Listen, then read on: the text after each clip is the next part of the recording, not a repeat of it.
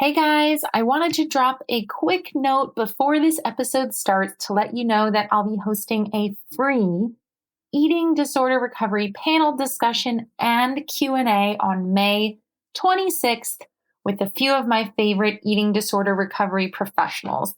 These professionals include recovery coach Mia Finlay, eating disorder dietitian Christina Johnson, and body liberation therapist Danny Bryant. This is truly a trifecta of recovery knowledge, and you don't want to miss out on it. So please sign up using the Eventbrite link in the show notes. And with that, I look forward to seeing you very soon at this week's free recovery event where you can get all of your burning recovery questions answered.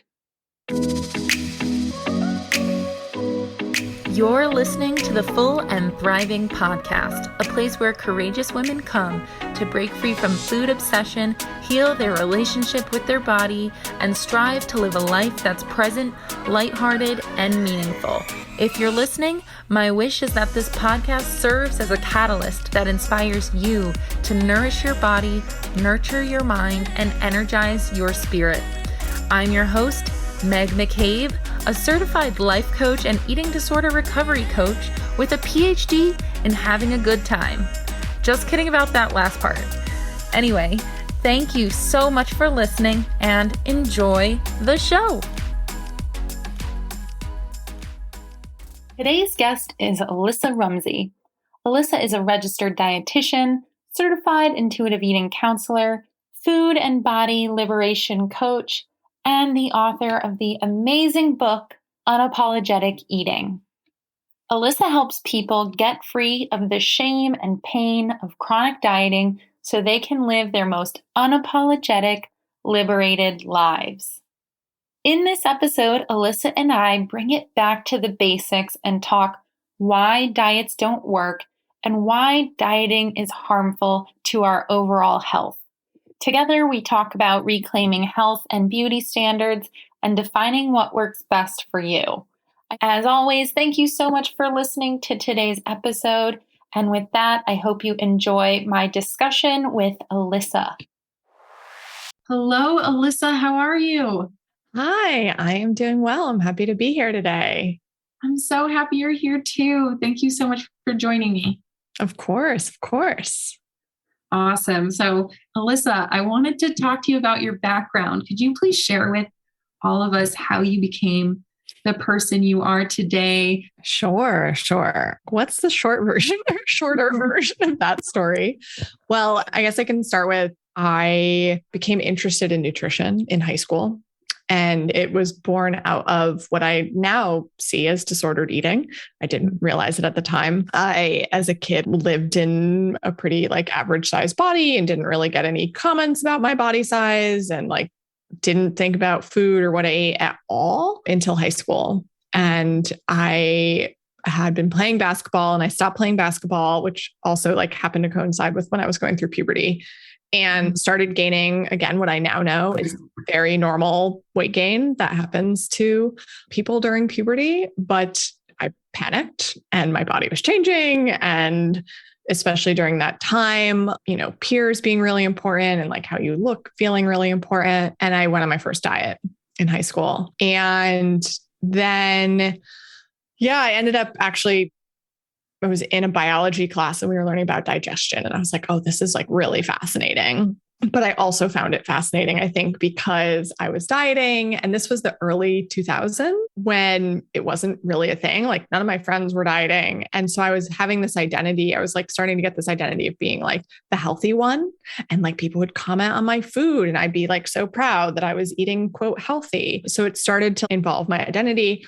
And then I was applying for college and heard that there was this thing called a dietitian where you could help other people with this. And I was like, oh, cool. Let me do this. And so, that was really what my disordered eating, dieting turned into disordered eating in the sense of restrict and just thinking about it a lot, my day and different plans sort of revolving around thinking about what I was going to be eating and things like that. And that continued throughout college and into my 20s. And then after college, I actually ended up working at a hospital in the ICU.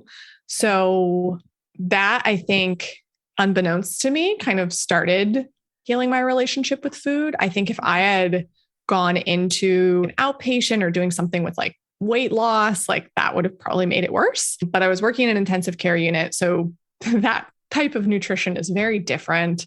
I was living in New York City, in my early 20s, was working with people who were all around my same age, and everybody had a pretty healthy relationship with food. New York City, as you know, has like amazing restaurants. And I was just like loving, like exploring that. And so just slowly, like over the years in my 20s, like it started to kind of become less of a brain space thing. And then it wasn't until 6 years ago that I discovered intuitive eating and more of a weight inclusive or non-diet approach. So at that point I left the hospital to start my own private practice and had been doing like weight loss type counseling, but from mindful eating perspective. And then I started learning about intuitive eating and I was just like, whoa, it makes so much sense. Like personally, my own personal experience, intellectually, it makes sense. Scientifically, it makes sense. And when I look at my clients and see their trajectory of losing weight, gaining weight, losing weight, gaining weight, like it working for a bit, then not, also made so much sense. And that really started the last 6 years, which has just been unlearning and then like relearning and learning a lot about not just intuitive eating, but then like health at every size approach, really the like social justice underpinnings of all of this and the different systems of oppression and how they relate to like diet culture as we know it. And yeah, so that was a huge turning point for me professionally. At that point, my relationship with food was, I think I was eating pretty intuitively at that point. Sure, there was like little things that you just kind of become ingrained. And then it's, wait, why have I not had Pop-Tarts in 5 years? I used to love these. That was something like 2 summers ago, just rediscovering Pop-Tarts. Wait, why have I not popped Pop-Tarts? These like little pieces of diet culture that can hang on. And then I think personally too, like really finding this space and this community and understanding. I have a thin body, so I have a lot of body privilege, but also just with aging and beauty. And I mentioned before, like my identity had been wrapped up in being this like healthy person. And so just really having the space and having the words and like understanding of unpacking more of that and just playing with different things myself. Like I stopped wearing makeup a couple of years ago and that was like a long process where it like slowly started like doing it less and less. And now it's to the point, like I do wear it occasionally, but I don't feel any different with or without it. Where it used to be like, if I didn't have makeup on, I like didn't feel done. Like I just was like, no, I can't go to dinner. Like, that type of thing. And like the aging process has let me question a lot of these things, like these quote unquote norms that we take as, oh, this is just the way things are. I love that you bring up things like aging and makeup. Those are things that I don't bring up too much on this podcast, but they're so connected into diet culture and beauty standards that we're all really trapped in and grow up with. The makeup thing was huge for me too. I still wear makeup once in a while, but moving to Denver helped. So nobody wears makeup here. You wear makeup, they're all just kind of like, who are you trying to impress? Didn't you just go on a hike earlier? Yeah. Whereas New York can be like the opposite, depending on your community and who you're hanging out with. But it's definitely like a dress to impress kind of thing. And yeah, but it is all related, right? Because when we think about diet culture and we think about trying to shrink our bodies, and this was like a huge turning point for me, was also realizing that these different like systems of oppression, these different like groups of people in power, mainly like men and white men, they remain in power when women are kept and non-binary folks are kept like out of their power and are kept like trying to chase these different beauty and body ideals and spending a lot of like time and money and energy. And this is not to say that you can't wear makeup, right? Like, a lot of people love wearing makeup. And I think, but is wearing makeup for me, it was like so linked to how I felt about myself. And if I didn't have makeup on, then I just didn't feel like myself. And it was like very powerful for me to get to a point where I can wear makeup, I can not wear makeup. Oh my God, it saved me a lot of time to not wear makeup for sure. And wear my hair naturally curly, where I always spent so much time straightening it. And just these different things and really like making the decision like knowing where some of these beauty ideals and body ideals came from, and then being able to make the decision for yourself. Do I want to do this, or am I doing it because I think I should? And they're sure. Like, I just spoke at a conference. I put on a full face of makeup and did my hair up and put on a dress and, stuff like that. Like, totally fine. Right. But I could have also gotten up there and not done that and still felt okay with my like sense of self. Mm-hmm. That's why I do love the field we're in, because there's such a level of body acceptance that isn't in every field. Right. So if you showed up without makeup, people are like going to support you no matter what. And it's funny because sometimes I feel like I live in this body acceptance bubble. And then when I go to other areas in life, I'm like, wow, okay, this is still not everyone's life. For sure. For sure. And again, I think it's important to be very clear. Like, I can show up without makeup because I still fit into society's quote unquote, ideal body or looks, right? Mm-hmm. Even though I am aging, it's like I still, as a white woman, and I do have pretty privilege as well. I was just talking about that with someone actually. I mean, I'm thinking of a client of mine who's a person of color, right? And if they were to go to work without makeup or with their hair natural, they would be seen as unprofessional. And there's penalties for that, right? There's a study that I mentioned in my book that blew my mind, and also not surprising, but horrifying, where women who are less, quote, well-groomed make less money than women who are well-groomed. And then, of course, needless to say, for men, grooming does not play into their salaries at all.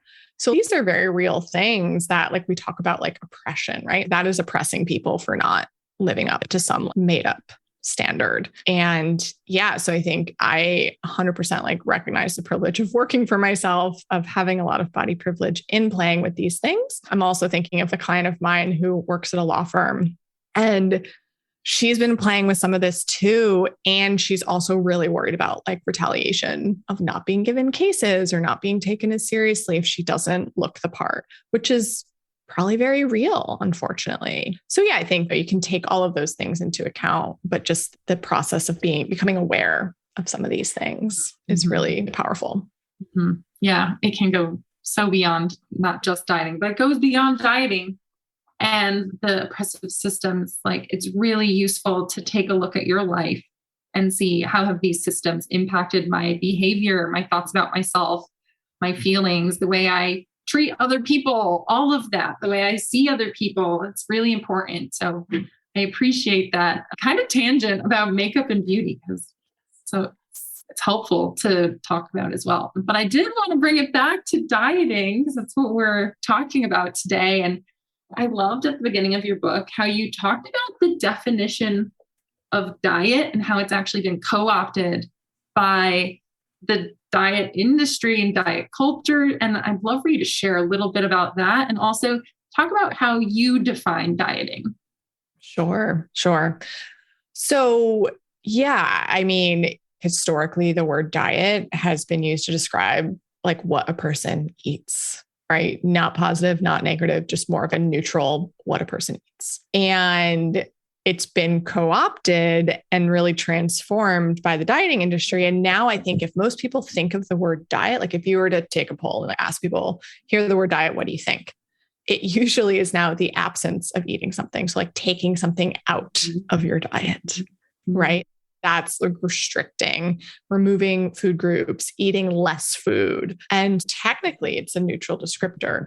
The way that it's used in our society is anything but neutral, and usually is also linked to restriction, to food rules, and to weight loss, or to attempting to lose weight. So I think, yeah, it's really interesting to think about that. And then when I use the word diet, I really define that as, again, could be this neutral word, but how, when we're talking about diet culture and the dieting industry, when I'm talking about that, I'm talking about really anything, any person, anyone who is dictating what you eat. So more what you eat, how much you eat, when you eat, being dictated from something outside of you. So by this definition, then we can see the word diet not just be, yes, South Beach diet, Jenny Craig, Atkins diet, but also macro counting, or counting points, or measuring food, or counting calories. All of these things can be seen as dieting, because it's really a disconnection from your own body cues and instead following like this external way of eating. The other thing that typically we'll have in common with these diets is that they are either overtly marketed or like covertly marketed as a way to manipulate your body size and your appearance. So for example, can I name a dieting company? Is that okay? Sure. Okay, Yeah. cool. So Noom, the one we all love to hate, Noom markets itself as this like intuitive eating, like non-diet approach, right? But then if you are to download Noom and you fill out a profile, what does it immediately ask? How tall you are, how much you weigh, and what your goal weight is. And then it calorie restricts you. So people, and it's so effing sneaky because people, they're co-opting a lot of the anti-diet language, a lot of the intuitive eating language, and people are signing up thinking that this is going to be better because this is not a diet. When in reality, they're doing the same, like red, yellow, green, judging your food choices. They're restricting your calories. Like it's literally the same. And I do get more mad at them than I do for someone who's like Jenny Craig is like 100%, we're a weight loss diet, right? Like it's very out front. So that's, what we're seeing. Christy Harrison calls it the wellness diet, this kind of co-opting by the wellness industry of not the traditional necessarily like calorie counting, but it's still really at the end of the day ends up being about weight loss, even if they are trying to say it's not. Yes, it's so sneaky and deceptive, and I can't stand that. Even the word body positivity has been co-opted. It's the same thing. You see influencers who are just all about the gym and showing their quote unquote perfect body, perfect diet, and then saying it's all in the name of body positivity, which is also really damaging and harmful. So yeah. Yeah, totally. Right. Because body positivity, for those listening who might not know, body positivity, that movement was started, it came out of the racial justice movements of the 60s and was started as a community for fat people. And now it has been completely just co-opted by thin people of accepting my roles and stuff like this. When yes, right, great. We do want body acceptance is like for everybody.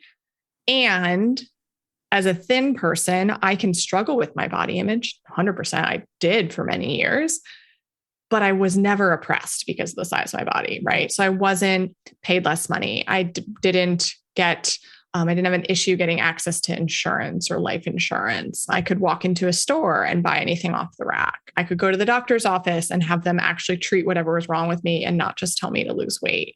Right. So there is a difference. And that's where we really do see an issue with the co-opting because fat people are still oppressed in our society. And if then people keep taking these spaces that were meant to be like safe spaces for fat people to be in community with one another, that's a problem.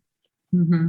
Yeah. So helpful to keep reminding people about that because there's a true version of these words and then there's a co-opted version and it gets a little messy. Yeah. So I was wondering if you could share a little bit about the science behind diets don't work, just for those who are listening who might be really stuck with that morality thing where, diets mean I'm healthy and I'm a good person. And when you're stuck on that, you sometimes overlook that dieting actually isn't always the answer.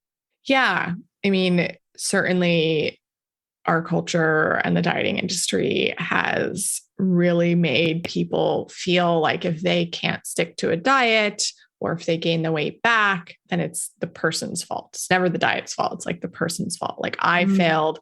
I didn't have enough willpower. I didn't have control. Like it's my fault. And so many people have so much shame about that, of not being able to keep their weight down, of not being able to eat quote unquote healthy or to stick to the diet, quote unquote. And yeah, in reality, like if you look at the science and look at just biologically how our bodies work, it has nothing to do with an individual person's willpower. It has everything to do with how our bodies are wired. And our bodies, like the human body is wired for survival. And if you think about most of the vast majority of human life existence on this earth to this point has been where starvation was like almost always there, right? There's always this threat of starvation. And now, for those of us who are privileged enough to be food secure, that's not really a thing, right? Like I don't have to be worried about starving anymore. However, our bodies biologically and like genetically are still wired from thousands and thousands of years ago when food was really scarce. And when our body did have to pull out all these stops to like try to keep us alive when there was times of like famine or in the middle of winter or, things like that. And so even though that might not be the case for us now, it might be like, okay, I'm surrounded by food. I have so much food in my house. I have 2 grocery stores within a 5-minute walk. Living in New York City, that will do it. My body doesn't know that. And so what happens is that when we restrict calories or cut out certain food groups or cut back on the amount of food we're eating, the message that our body gets is that you're starving or that starvation is coming. And so what it does is it switches into this survival mode. So again, it does not matter if you're surrounded by like enough food to feed you for weeks. Restriction or even any like threat of restriction. So people are like, oh, I'll start over on Monday, right? So like the message your body is getting is starvation's coming on Monday. Better get it in now, right? And so what happens biologically when our body senses this starvation or potential starvation, it tries to do everything it can to keep you alive. So it decreases your metabolic rate. That's the number of calories your body needs every day to just stay alive. So it decreases your metabolic rate because, you're going to be getting less calories. I'll make it so you can survive with less. Thyroid activity can decrease. Thyroid's also involved in our metabolism regulation. It decreases levels of fullness hormones and increases levels of hunger hormones. So that means you're more hungry and takes longer to get full. And it also increases your cravings for calorie dense foods. Because if you think if there really was a famine coming, what would we need? We need to eat as much food as we could. We need to eat really calorie dense food, right? That wasn't a lot of volume, but those like high sugar, high fat things that we crave. So again, like you can't willpower your way out of this. This is how your body responds when there is either like actual restriction or like I mentioned, that kind of like threat of restriction of, I'll start the diet on Monday. That's Evelyn Tribole and Alissa Raish in their book, Intuitive Eating, call it like the Last Supper effect. Right. So people, I hear this all the time where they're like, okay, I'm going to be better next week or be better tomorrow or whatever it is. And then end up just like flying off the handle and like eating all sorts of things and feeling really uncomfortable because that's literally a response to the upcoming restriction of let me get it all in now because I'm not going to be able to eat it then. I love that phrase, the Last Supper phenomenon. I definitely remember having an eating disorder and when I had that permission, like for instance, my swim team had pasta parties and I kind of had that Last Supper mentality whenever we had those because I was like, because I'm allowed to do this. But then it's back to intense restriction after, which is right. Yeah. So interesting. Yeah. So thank you for providing kind of that science behind that. So there's also this notion out there, and it's true that the majority of people who end up losing weight on diets end up gaining that back and actually regaining more than what they originally lost. And I was hoping you could speak to that a little bit as well. Yes. So that is called weight cycling, or you sometimes hear referred to as yo-yo dieting, this like up and down with your weight. And again, most people blame that on themselves. Like I couldn't stick to the diet and then I gained this weight back. But again, it's biological. Like that's your body trying to keep you alive. And what ends up happening when we look in the short term, sure, diets work if we're looking at weight loss. Short term, they work.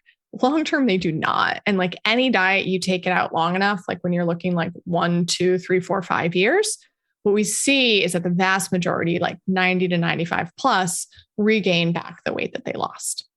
Now, about 2/3 of people regain more back or gain more back. So they end up at a higher weight than they started at before their diet.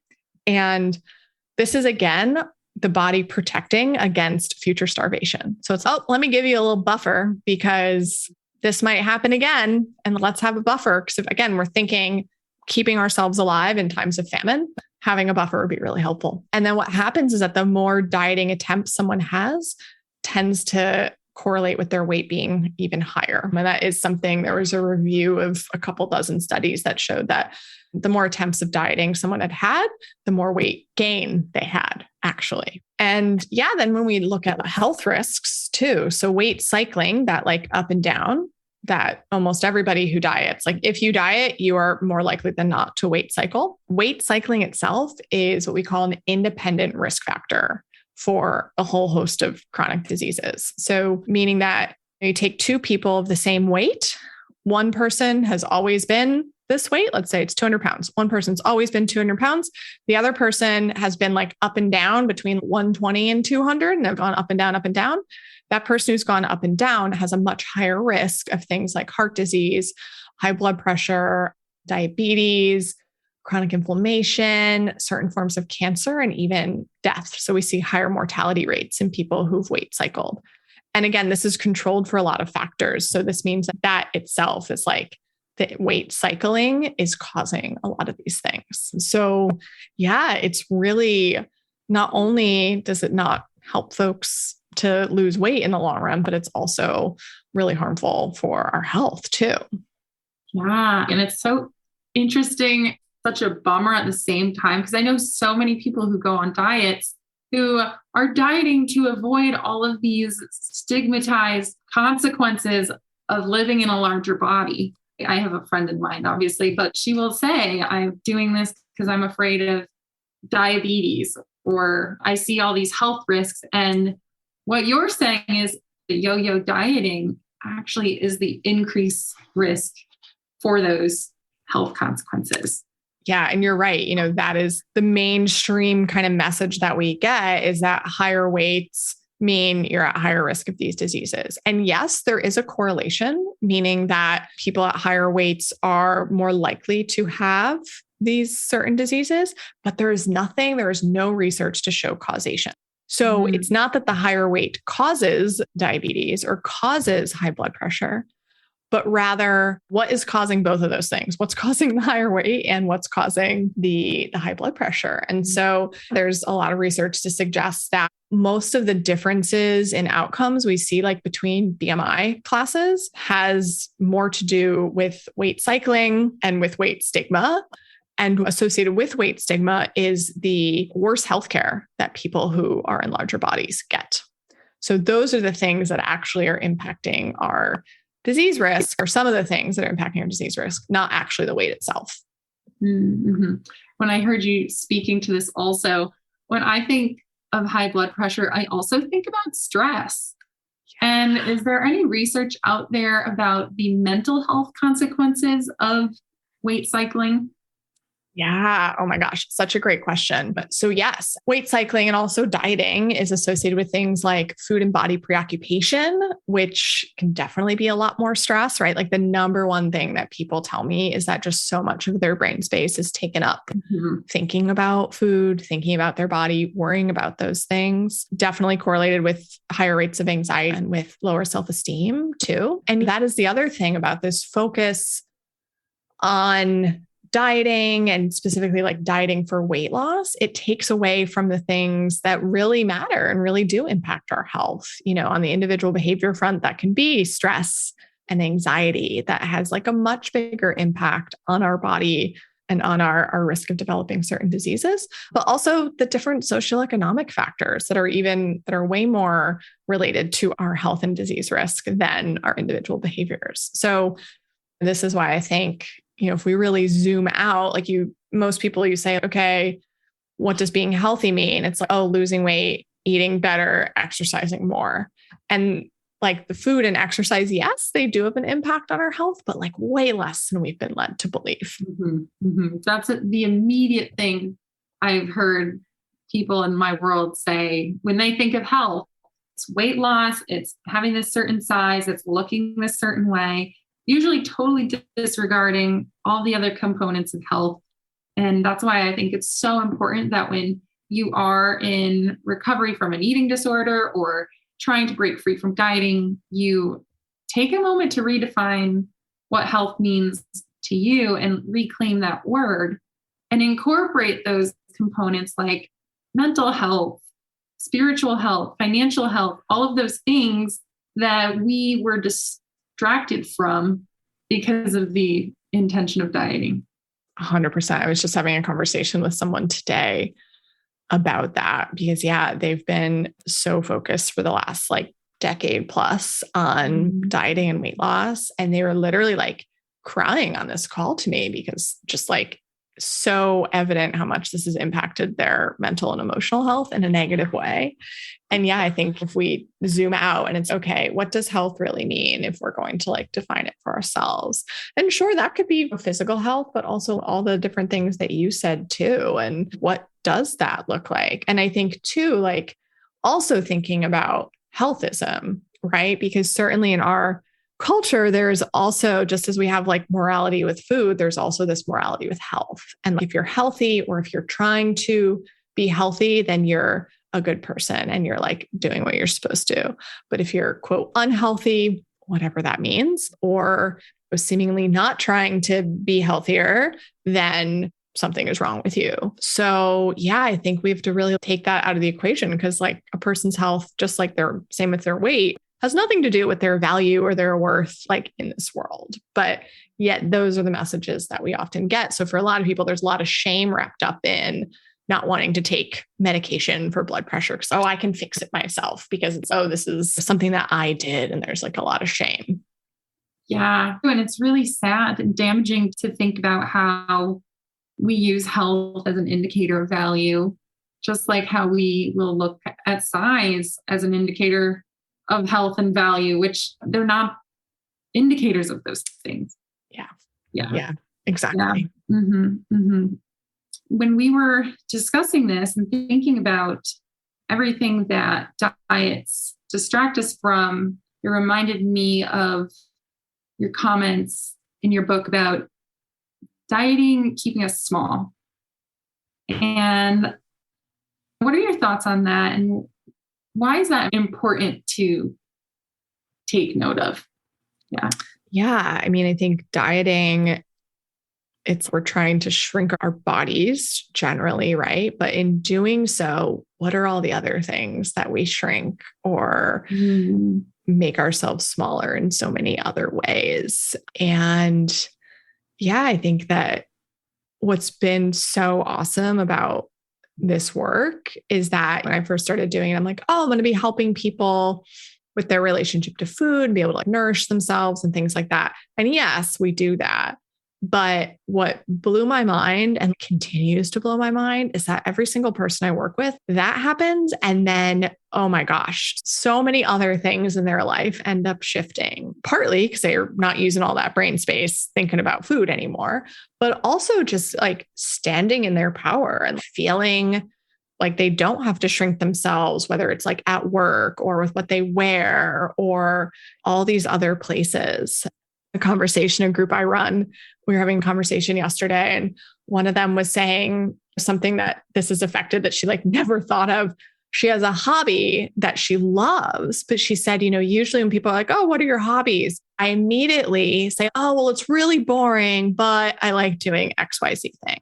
And she's like, why do I say that? This is what I love. Like, why do I feel like I have to justify this type of thing? Someone else was talking about wearing a crop top out and just like loving this like crop top. And she's in a larger body and she's like, I would have never worn this before. Now, not only am I wearing it, but I'm like feeling like really hot and feeling like just going and dancing and like making new friends. And so when we stop trying to shrink our bodies, the space opens up for us to get more clear on who we are and to be able to really embrace who we are. Yeah. It's telling to me that diet culture is also known to be kind of this control piece on women, right? Like it's kind of a control tactic in a way where women were meant to direct their focus on staying small, focusing on only looks, appearance, size, and not much else.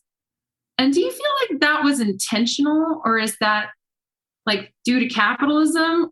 I think all these different systems like capitalism, we live in a patriarchal society where men have always held the majority of the power. We see this with people who are in power, right? Once you're in power, you don't want to give that power up.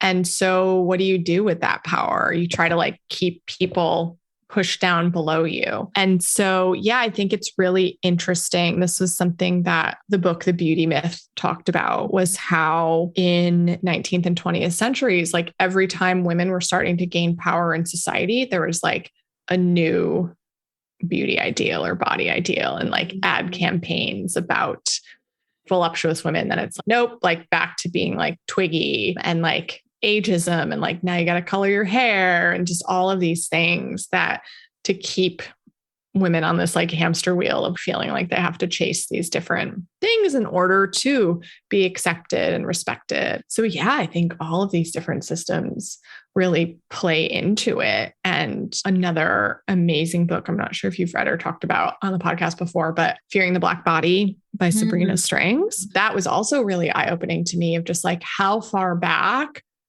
these like body ideals go and the racist roots of fat phobia and anti-fat bias, and how it was started as a way to like other Black people and to white women. I actually heard Sabrina speak last week at a conference, and she was an online conference, but still it was very cool to hear her speak. But yeah, she was talking about how it was like, okay, white women, you don't want to be like this. We're better than this. So that's where there's also classism at play here too, right? So there's all of these different systems of oppression that are like interplaying, racism, sexism, classism, that are like interplaying in what we now know as diet culture. And all of those systems really help us build a sense of understanding and self-compassion for like why we might hate our bodies, distrust our bodies, want to change them, because the messages that these systems have placed on us without our permission.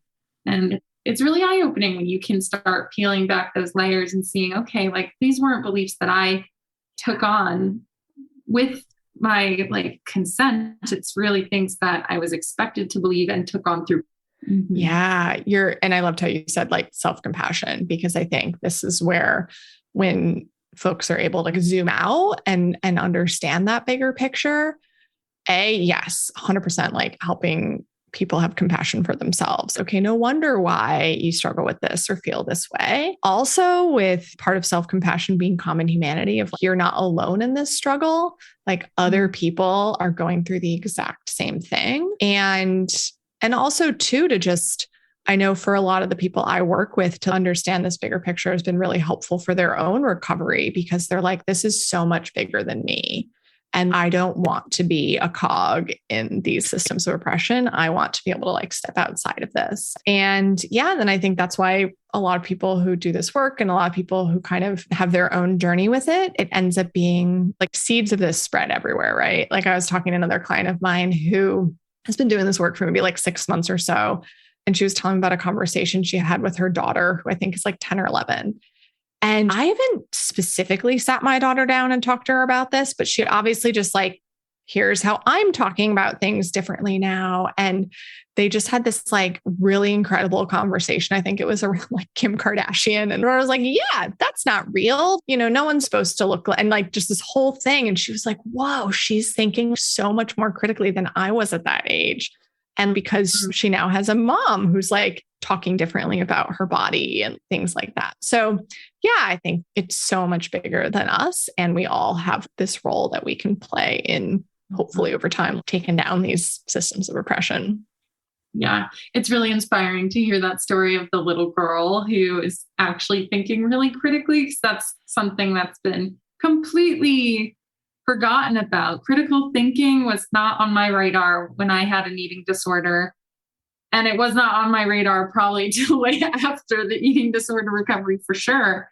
But that's part of why I love to bring up these themes on the podcast, is because we need to start thinking critically and thinking about things outside of ourselves, outside of our bodies, that could have had an impact on the way we think, feel, and even move in our bodies. So yeah, that's really amazing. And just, it's funny you bring that up, because when I reflect back onto high school, I always was very annoyed when people would bring up the media as something that impacted my body image or that impact body image. I didn't want that to apply to me.